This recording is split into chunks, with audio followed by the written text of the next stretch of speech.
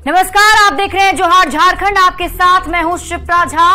पश्चिमी सिंहभूम के कोल्हान जंगल में सुरक्षा बलों और भाकपा माओवादियों नक्सलियों के बीच जोरदार मुठभेड़ हुई और सुरक्षा बलों को भारी पड़ता देखकर नक्सली जंगल की ओर भाग निकले। दरअसल पश्चिमी सिंहभूम पुलिस कोबरा बटालियन और झारखंड जगुआर के साथ साथ सीआरपीएफ जवान सर्च ऑपरेशन पर निकले थे और तभी गोइलकेरा के बामिया बुरू और तिलैया बेड़ा जंगल के बीच पुलिस के जवानों को निशाना बनाते हुए नक्सलियों ने फायरिंग शुरू कर दी। इसके साथ ही आईडी विस्फोट भी किया गया।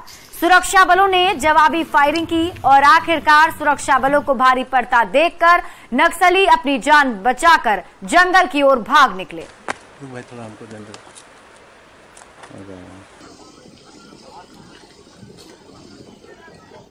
पूर्व क्रिकेटर कप्तान महेंद्र सिंह धोनी की पत्नी साक्षी धोनी ने रांची में अपने बंगले के गेट की तस्वीर सोशल मीडिया पर साझा की है, जिसमें उनके पालतू डॉगी की भी तस्वीर है। इसके साथ ही साक्षी ने मेन गेट से दूरी बनाए रखने की अपील की है। ये तस्वीर हम आपको दिखा रहे हैं जो सोशल मीडिया पर पोस्ट की गई है। आपको बता दें कि इस तस्वीर को पोस्ट करने के साथ ही उन्होंने ये अपील की है कि मेन गेट से दूरी बनाए रखें।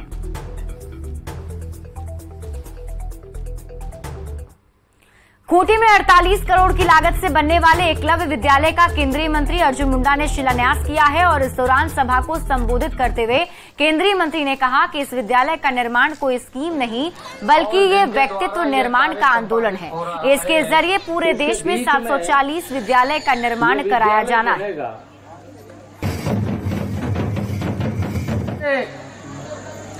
विकास के कार्य योजना में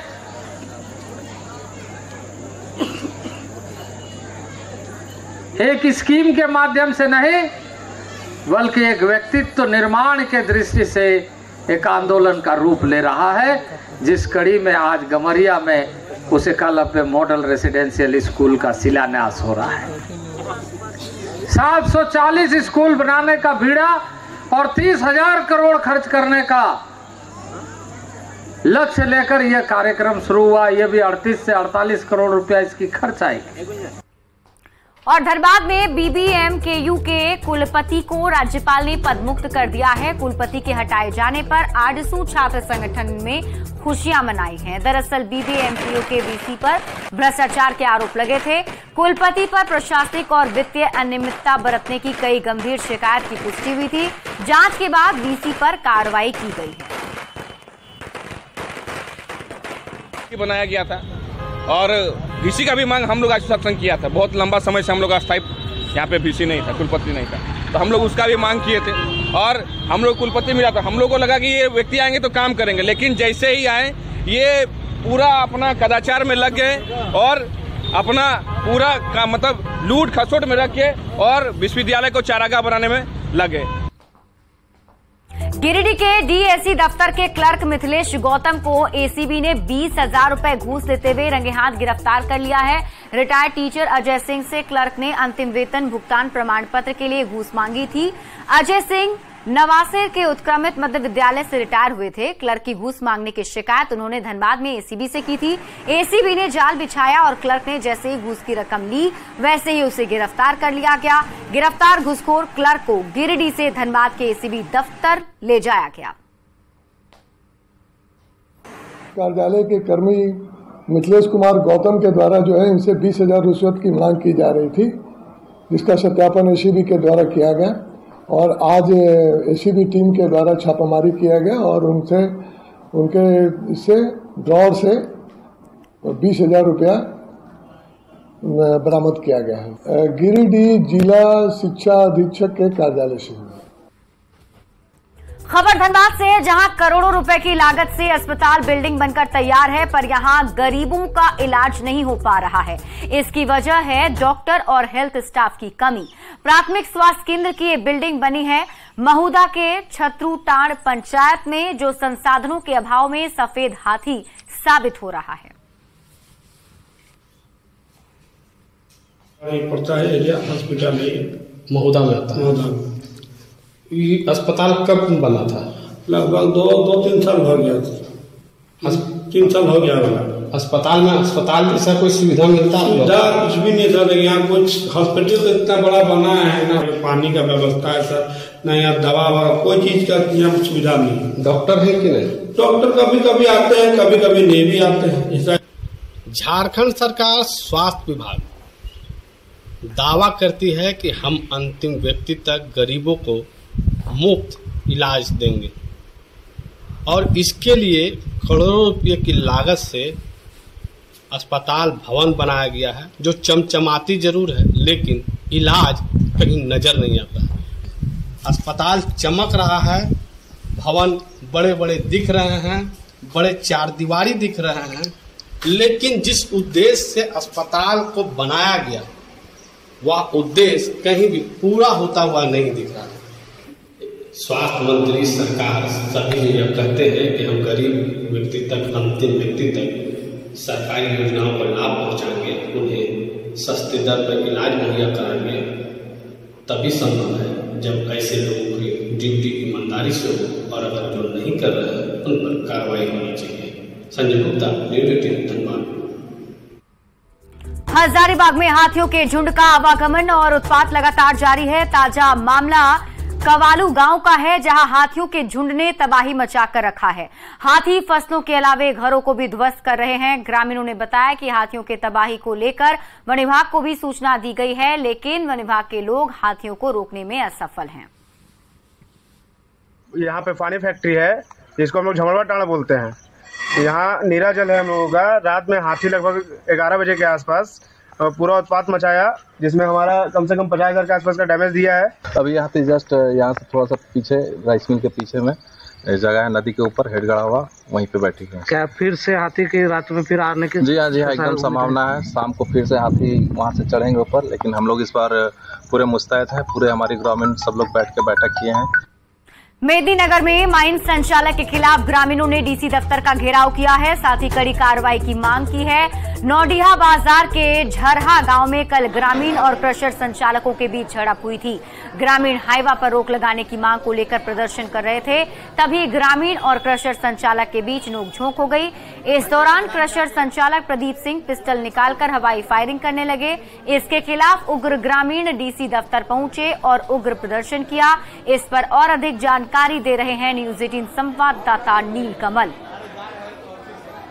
पलामू में माइंस संचालकों की मनमानी के खिलाफ ग्रामीणों का प्रदर्शन चल रहा है। इस वक्त मैं मौजूद हूं पलामू जिला समाहरणालय परिसर में। आप देख सकते हैं कि ये नौडीहा बाजार थाना क्षेत्र के अलग अलग गांव से यहाँ पे सैकड़ों की संख्या में ग्रामीण पहुंचे हैं। महिलाएं यहाँ पे पहुंची हुई हैं। वहाँ से हाईवा से ढो के रोड हम लोग सरकार दिया था, बगाड़ दिया खाली हाईवा चला के। और लोड करना चाहिए उसको, मतलब इतना नीचे तो 2 हाथ ऊपर लोड करता है। तो हौसलाने लगा तो माना किए जे मैंने रोड बनाना है तो बनाइए अच्छा से बढ़िया से, नहीं बनाना है तो हम लोग की दिक्कत होता, आप लोग बंद कर दीजिए, बनाइए तब चलिए।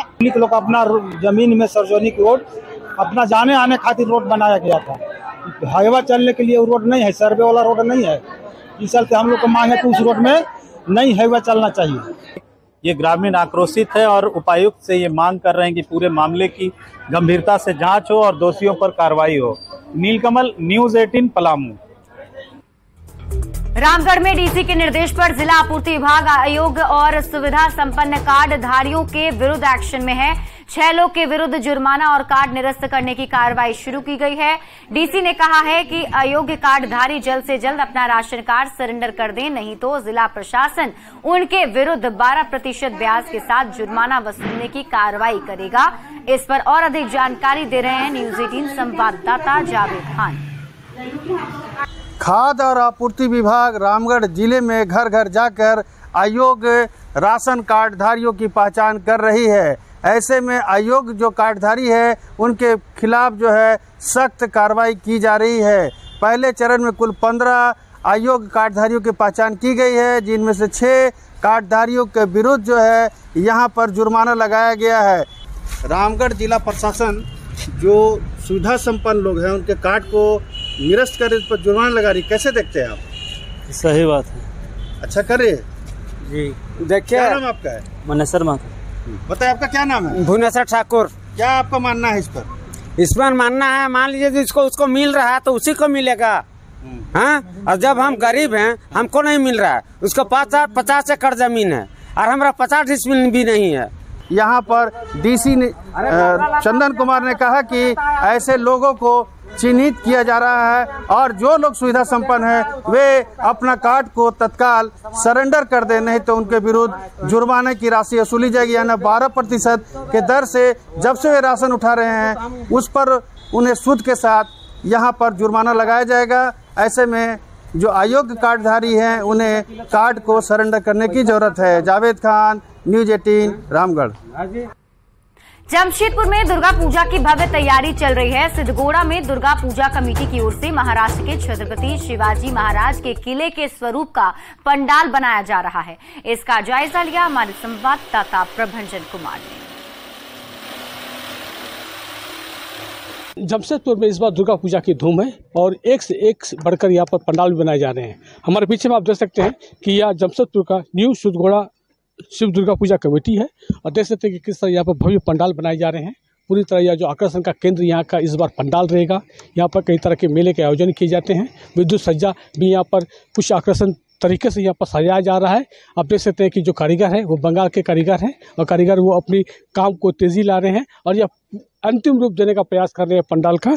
और इस पंडाल में खास क्या रहेगी, हम यहाँ के पूजा कमेटी के लोगों से भी जानते हैं। इस वर्ष जो है छत्रपति शिवाजी के पैलेस बनाया जाए, उन्हीं के अनुरूप लाखों की संख्या में जो श्रद्धालु है इस न्यू सिद्धगोड़ा दुर्गा पूजा मैदान यहाँ पर पहुँचेंगे भी और महल्ले के बाद इस पंडाल का उद्घाटन भी होगा। और सारे कारीगर दिन रात यहाँ पर लगे हुए हैं इस पंडाल को भव्य तरीके से तैयार करने में, साजो सज्जा के साथ आकर्षण तरीका से इस न्यू सिद्धगोड़ा दुर्गा पूजा कमेटी भी अपनी इस पूजा पंडाल को तैयार करने में लगी हुई है। प्रभंजन कुमार, न्यूज़ 18, जमशेदपुर। खबर गढ़वा से है, जहां नवरात्र, दीपावली और छठ पूजा जैसे त्योहार को देखते हुए पुलिस सुरक्षा व्यवस्था को लेकर चौकस है। त्योहार को देखते हुए हर हालात से निपटने के लिए पुलिस लाइन में पुलिस ने मॉक ड्रिल किया है। इस मौके पर एसपी ने कहा कि सुरक्षा को लेकर पुलिस को अलर्ट पर रखा गया है और मॉक ड्रिल के जरिए पुलिस को हर हालात से निपटने की ट्रेनिंग भी दी गई। के निर्देशानुसार जो है आज हम लोगों ने दुर्गा पूजा और आने वाले त्योहारों के मद्देनजर जो अपनी तैयारियां हैं उसको मुकम्मल करने के लिए आज पुलिस लाइन में मॉक ड्रिल कराया गया। मॉक ड्रिल का मेन मकसद ये होता है कि कोई अगर ऐसी विकट परिस्थिति हो जाती है या कोई लॉ एंड ऑर्डर हो जाता है तो उसमें कैसे हमारे जवान रिएक्ट कर रहे हैं, तो ये उनको बताया जाता है और उसमें ये बताया जाता है कि कब उनको क्या एक्शन लेना है। कोडरमा में दुर्गा पूजा को लेकर पुलिस अधिकारियों की बैठक का दौर जारी है। साथ ही शांतिपूर्ण तरीके से दुर्गा पूजा संपन्न करने की रणनीति बनाई जा रही है। वहीं पुलिस ने चिन्हित असामाजिक तत्वों को 107 का नोटिस जारी किया है। साथ ही भीड़ भाड़ वाले इलाके में पुलिस बलों की तैनाती के साथ सीसीटीवी कैमरे लगाए जा रहे हैं। वहीं पुलिस ड्रोन कैमरे से पूरे इलाके की निगरानी करेगी।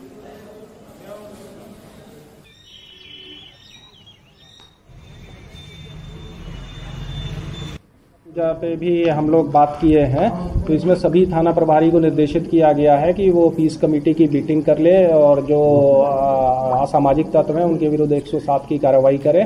और पुलिस जो है दुर्गा पूजा को लेके एक स्ट्रेटेजी और प्लान बना रही है ताकि हम लोग एक शांतिपूर्ण वातावरण में पूजा का आयोजन कर सकें। गढ़वा के श्री बंशीधर नगर में 23 से 28 अक्टूबर को होने वाले लक्ष्मी नारायण महायज्ञ की तैयारी जोर शोर से हो रही है। यज्ञ की सुरक्षा को लेकर डीसी शेखर जमुआर और एसपी दीपक कुमार पांडे ने प्रशासनिक और पुलिस अफसरों के साथ बैठक की। बैठक के दौरान डीसी ने पीएचडी बिजली और नगर पंचायत समेत कई विभागों की समीक्षा भी की। साथ ही यज्ञ को शांतिपूर्ण तरीके से संपन्न कराने के निर्देश दिए। वहीं एसपी ने पुलिस पदाधिकारियों को यज्ञ के दौरान सुरक्षा व्यवस्था चाक चौबंद रखने के निर्देश दिए।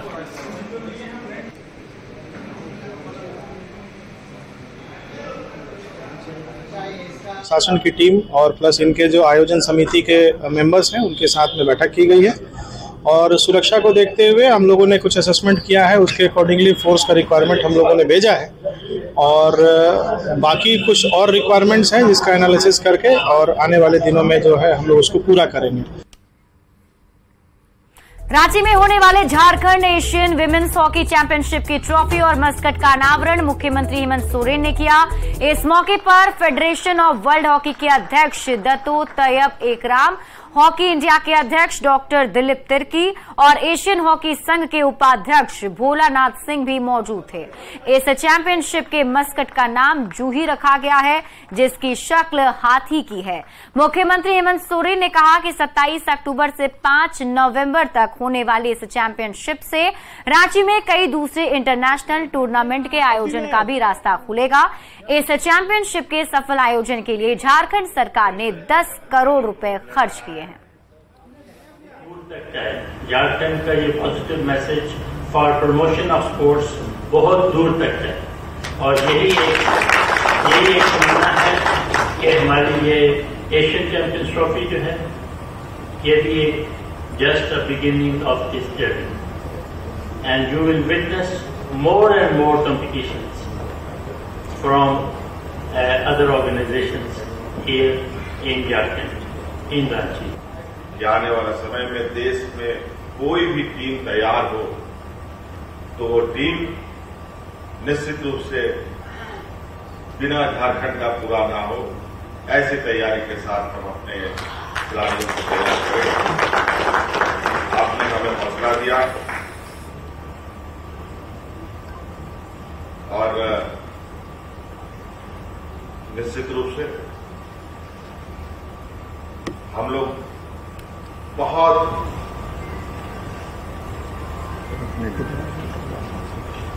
गंभीरता से चीजों को कार्य करने में हम लोगों की रुचि रहती है। और फिलहाल इस बुलेटिन में